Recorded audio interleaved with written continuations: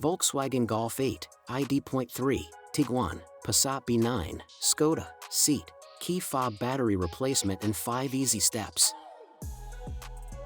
1. Remove the blade from the key by pressing the button on the side of the case.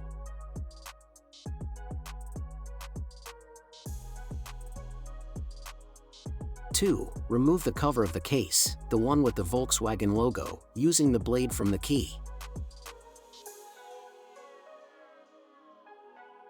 You can find Panasonic CR2032 battery for Volkswagen, Skoda, seat, below in the video description. 3. Use a small flat blade screwdriver to remove the battery from the key.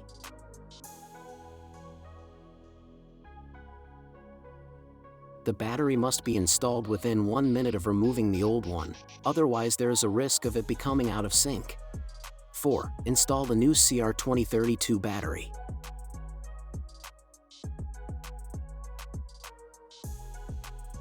5. Replace the cover and insert the key blade back into the housing.